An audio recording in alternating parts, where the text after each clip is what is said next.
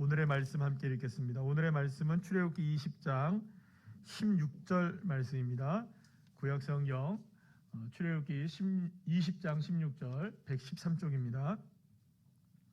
우리 다 같이 함께 한 목소리로 합독하시겠습니다. 내 이웃에 대하여 거짓 증거하지 말라. 아멘. 할렐루야. 오늘은 이제 출애굽기 20장에 우리가 20장에 나오는 10계명에 관한 내용으로 우리가 이제 제9계명을 함께 보게 되는데요. 벌써 이제 15번째로 우리가 10계명에 대한 이야기를 나누고 있는데 아마 다음 주가 저희들이 10계명 마지막 이제 10번째 계명을 다루게 될 것 같습니다. 오늘은 제9계명 내 이웃의 집을 탐내지 말라. 내 이웃에 대하여 거짓 증거하지 말라. 이 말씀을 가지고 우리 제목 한번 읽어볼까요? 시작. 거짓 없는 삶이라는 제목으로 함께 은혜를 나누도록 하겠습니다. 누구에게나 다 소중한 것들이 다 있죠. 뭐 어떤 분들은 뭐 우리 모두에게 다 소중하긴 하지만 돈이 소중하기도 하고 뭐 귀금속이 소중하기도 하고 어떤 분들에겐 자동차나 집이 소중하기도 하죠. 요즘에는 뭐 수도권 지역이나 이런 서울 지역에는 집값이 너무 비싸가지고 여러분들 그 엄빠 찬스라고 아시죠? 엄빠 찬스가 뭔지 아세요?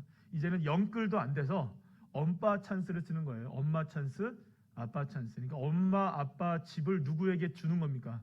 자녀들에게 증여해 주는 일들이 많아졌대요. 굉장히 많아졌대요. 그래서 이제는 집을 못 구하니까 엄빠 찬스를 줘서 한다. 뭐 집 중요하죠. 지금 2030 세대, 특히 이제 젊은 세대들 가운데 주거 안정이 안 돼서 너무 집값이 오르니까 지금 집을 내 평생에는 살 수 없겠다 막 이런 일들이 많아서 그런지 몰라도 이 집 굉장히 중요한 부분인데 어쨌든 어떤 분들에게는 돈이 중요하고 귀금속이 중요하고 집도 중요하고 차도 중요하고 뭐 보이는 것들 이런 어떤 것들이 가치가 굉장히 중요하게 우리에게 여겨지는 것도 있습니다. 물론 여러분 뭐 보이는 것만 중요한 것이 아니고 보이지 않는 것들도 우리에게 다 중요하죠. 보이지 않는 것들 중에 우리에게 중요한 것들 중에 하나가 뭘까를 생각해 보니까 그거는 아마도 조금 뭐 이렇게 좀 고급스러운 말일지도 모르고 우리가 맞는가 싶은 말인지도 모르겠지만 그런 생각을 해보세요. 따라합시다. 명예. 저와 여러분에겐 다 명예가 있습니다. 그죠? 우리 이름 자체에도 다 명예가 있어요. 우리 이름은 다 누가 지어주신 겁니까? 부모님들이? 하나님이 지어주셨어요? 맞죠? 뭐 하나님이 지어주신 부모님들이 다 지어주신 이름들 소중한 이름들이에요. 우리 이름들에는 다 나름대로의 명예를 갖고 있죠. 아무리 보잘것없는 사람이라 할지라도 세상에 보잘것없는 사람이 없잖아요. 그들에겐 다 명예가 있습니다. 특히 요즘에 같은 시대로 우리가 살아가면서 갑질하는 분들이 계시잖아요. 그래서 을의 위치에 있는 사람들이 얼마나 많이 이 갑의 위치에 있는 사람들한테 업신여김을 당합니까? 인격적으로 모독을 당하고 명예훼손을 당하는 일들이 비일비재하게 일어나잖아요.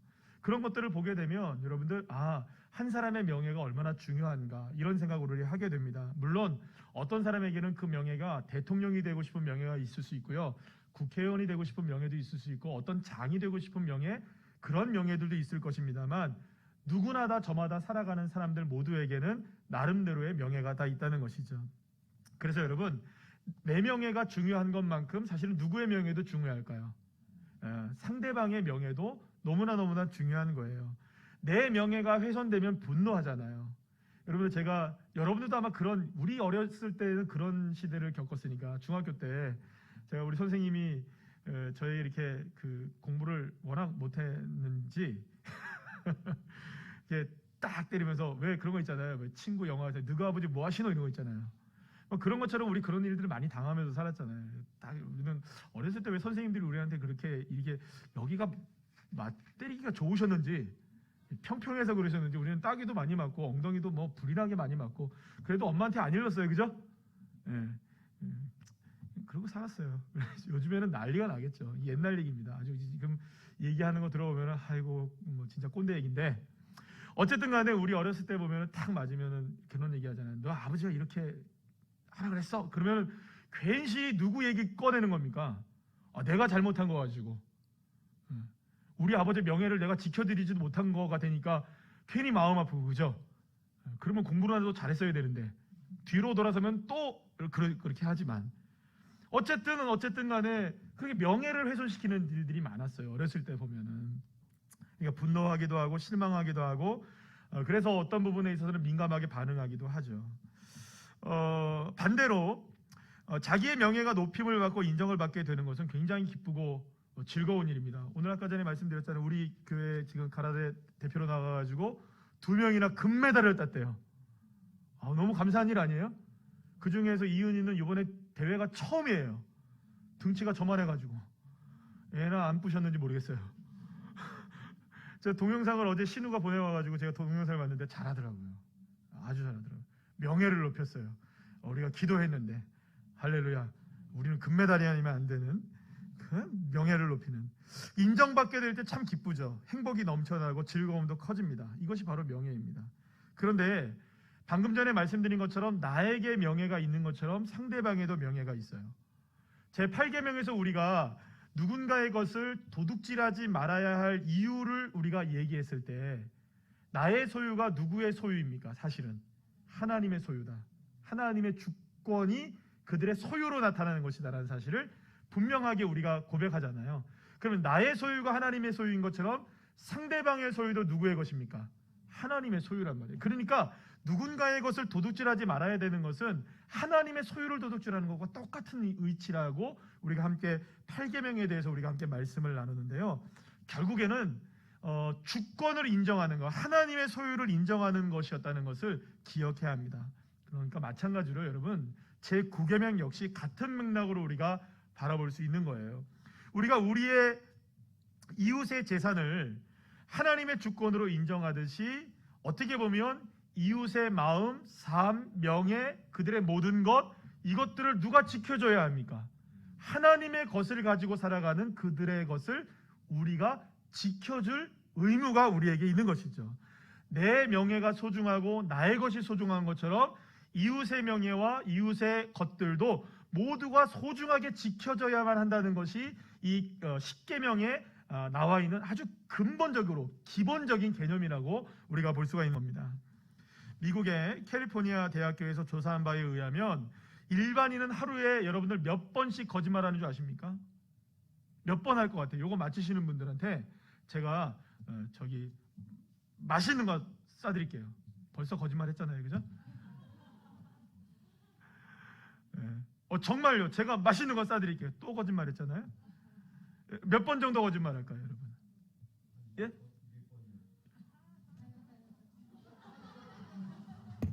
원고 보셨어요? 한 200번 맞습니다. 그래서 제가 아까 전에 거짓말했잖아요, 그죠? 맛있는 거 사드린다고. 와, 우리 지사님. 뭐 이미 저는 거짓말을 했기 때문에. 그러니까 여러분 보세요. 목사도 이 강단에서 거짓말을 죽 먹듯이 하잖아요. 밥 먹듯이. 그러니까 여러분 생각해 보세요. 상인, 정치인, 일반 사람들을 접촉하고 살아가는 모든 사람들은 거짓말을 하고 살아가는 거예요. 하루에 몇 번씩이요? 200번을 거짓말한대요. 이처럼 우리 가운데 거짓이 만연한 이유는 뭐냐 하면 왜 그럴까요? 사탄 때문에 그래요. 마귀가 하는 역사이죠. 요한복음 8장 44절 한번 읽어볼까요? 시작. 너희는 너희 아비 마귀에게서 났으니 너희 아비의 욕심대로 너희도 행하고자 하느니라. 그는 처음부터 살인한 자요 진리가 그 속에 없으므로 진리에 서지 못하고 거짓을 말할 때마다 제 것으로 말하나니 이는 그가 거짓말쟁이요 거짓의 아비가 되었음이라. 성경은 분명하게 마귀와 사탄을 거짓의 아비라고 분명히 얘기합니다. 그리고 사탄은 태초로부터 하나님을 속이는 존재였다는 거예요.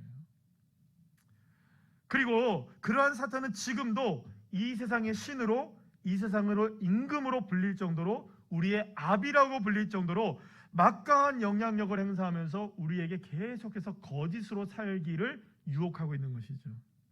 그리고 그 결과 사람들은 알게 모르게 사탄과 마귀의 영향을 받으며 거짓의 아비인 마귀를, 사탄을 닮아가는 사람들이 되어지는 겁니다. 그래서 사람들은 나도 모르는 사이에 거짓에 물들이게 되는 거예요. 그래서 거짓말이 밥 먹듯이 일어나게 되고. 여러분 우리는 새롭지도 않아요, 그죠? 정치인들이 얘기하는 거짓말들은 그게 거짓이 진실이에요, 그죠? 아, 거짓을 하는구나가 진실이에요, 그죠? 그러니까 우리는 생각할 때 누군가가 거짓을 했다 새로운 것이 아니라는 것이죠. 그렇기 때문에 거짓이 있는 곳에는 무엇이 활개치고 있는 것이라고 우리가 분명히 봐야 되냐면 마귀와 사탄이 활개치기에 가장 좋은 환경이 만들어지는 것이라고 보면 되는 것입니다. 사탄은 그렇게 사람들의 거짓말과 거짓된 행동을 통해 자신의 영역들을 확장시켜 나가는 것입니다. 그런데 이와는 반대로 따라합시다. 하나님은 신실하십니다. 믿으십니까? 신명기 32장 4절 말씀 우리 한번 다 같이 한번 읽어볼까요? 시작. 그는 반석이시니 그가 하신 일이 완전하고 그의 모든 길이 정의롭고 진실하고 거짓이 없으신 하나님이시니 공의로우시고 바르시도다. 할렐루야. 하나님은 무엇보다 또한 이렇게 말씀합니다. 거짓말을 하실 수 없어요. 민수기 23장 19절 말씀 읽어볼까요? 시작. 하나님은 사람이 아니시니 거짓말을 하지 않으시고 인생이 아니시니 후회가 없으시도다. 어찌 그 말씀하신 바를 행하지 않으시며 하신 말씀을 실행하지 않으시랴. 아멘. 사랑하는 여러분, 이것이 하나님의 자녀들인 그리스도인들이 거짓 없는 진실한 사람이 되어야 하는 이유라고 말할 수 있어요. 왜냐하면 우리가 만약에 거짓말을 하고 살아간다면 내가 200번 정도는 사람들이 거짓말한다니까 한두 번은 괜찮겠지, 그런 게 아닌 거예요. 우리가 거짓 없는 진실한 삶을 살아야 되고 거짓 없는 행동을 해야 하는 이유가 뭐냐 하면 우리의 하나님을 아빠, 아버지로 부르고, 할렐루야, 그분을 나의 하나님으로 섬기고 있기 때문입니다. 만약에 우리가 거짓말을 밥 먹듯이 하고 살고 남의 것에 대해서도 우리가 그 거짓 증거를 하고 이웃에 대해서도 거짓 증거를 한다면 우리의 아비는 스스로가 무엇임을 인정하게 되는 것일까요? 마귀가 나의 아버지입니다, 사탄이 나의 아버지입니다라고 인정하는 삶과 다르지 않다는 거예요. 사랑하는 여러분, 거짓이 없으시고 거짓말을 하실 수 없는 하나님이 나의 하나님이십니다. 그리고 나의 아버지세요.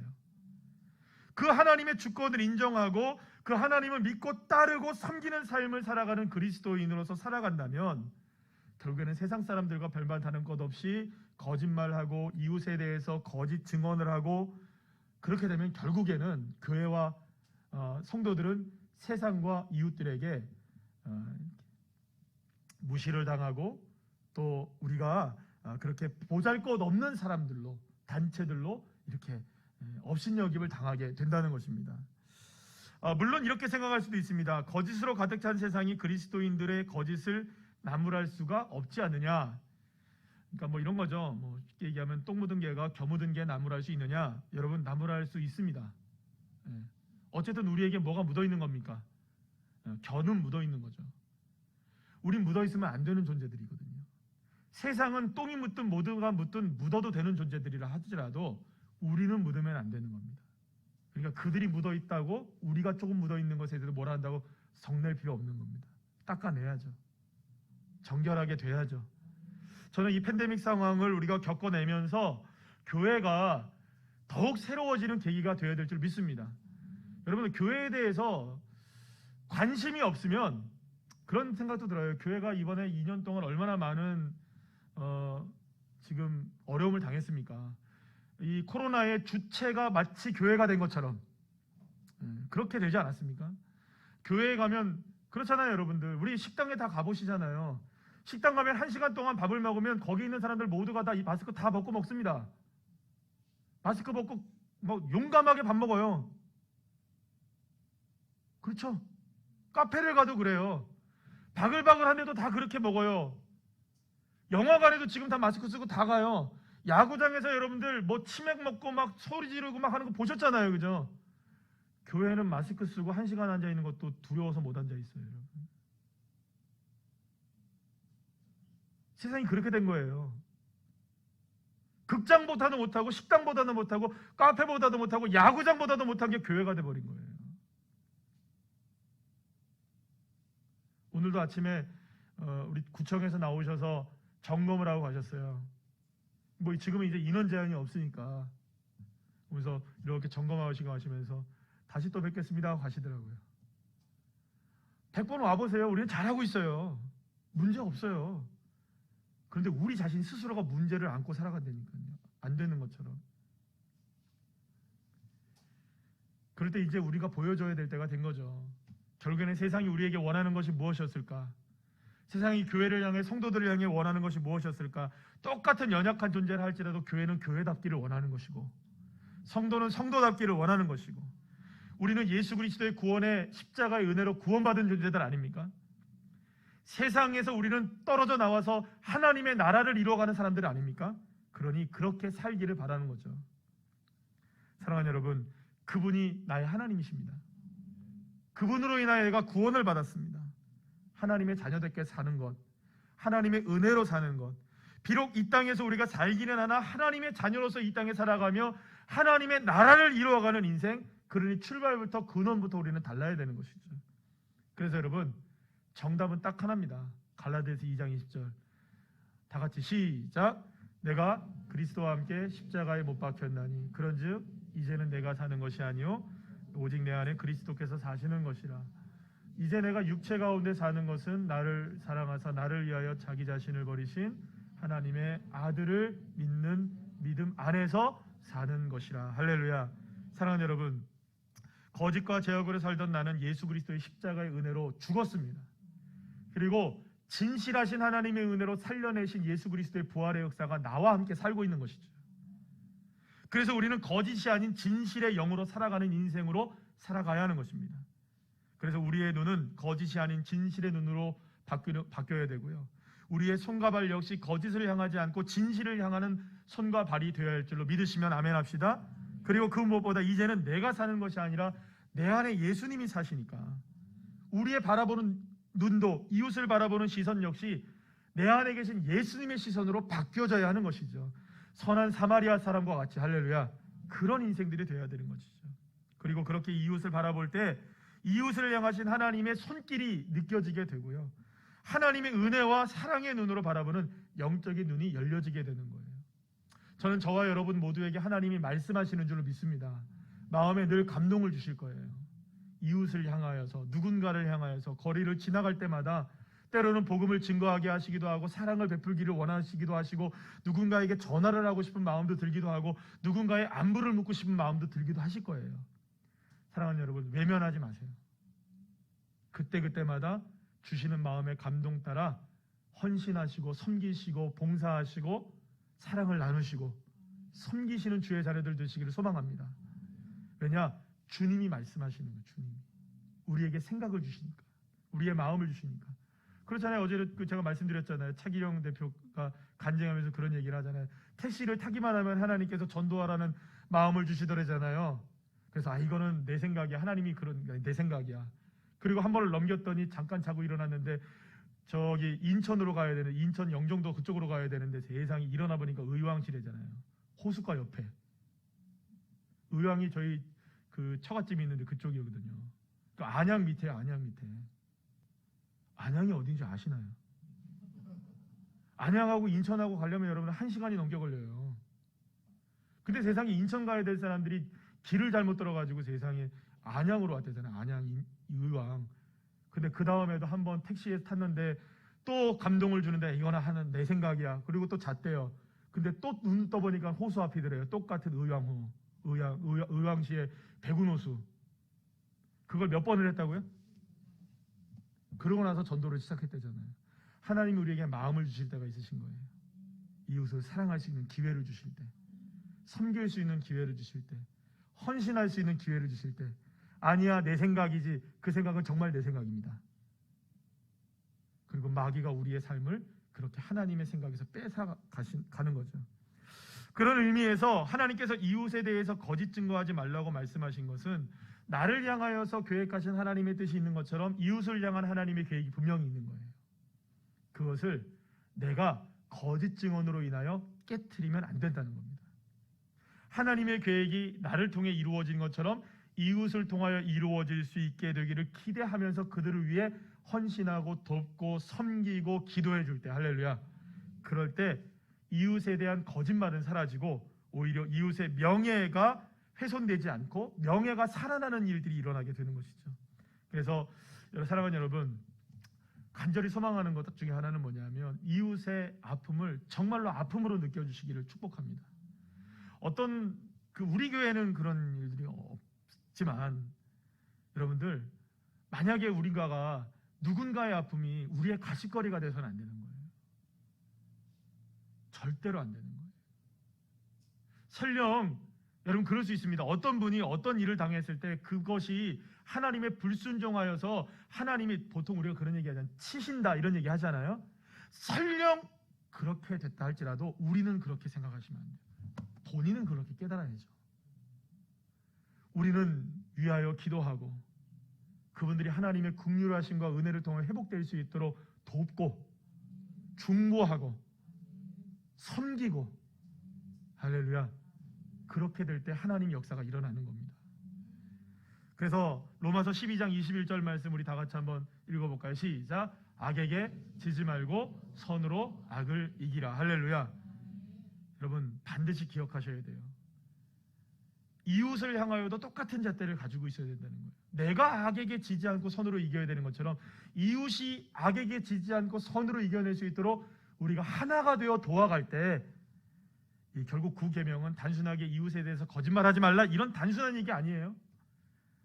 내가 소중한 것처럼 이웃도 소중하게, 나의 삶 속에 하나님의 은혜가 이루어져야 되는 것처럼 그 이웃들에게도 하나님의 은혜가 이루어져야 되기에 그것을 증명하는 인생으로 우리를 주님이 세우시기를 원하시는 겁니다. 사랑하는 여러분, 하나님의 자녀답게 삽시다. 하나님의 자녀답게 이 세상 가운데 하나님의 영광을 드러내면서 우리의 마음 진실하게 신실하게, 행함도 삶도 언어도 우리의 발걸음과 손길도 우리의 눈도 다 주님의 뜻을 이루어 나가는, 그래서 이웃도 살리고 나도 사는, 그래서 하나님 나라를 그렇게 이어가는 믿음의 종들이 되시기를 간절히 축복합니다.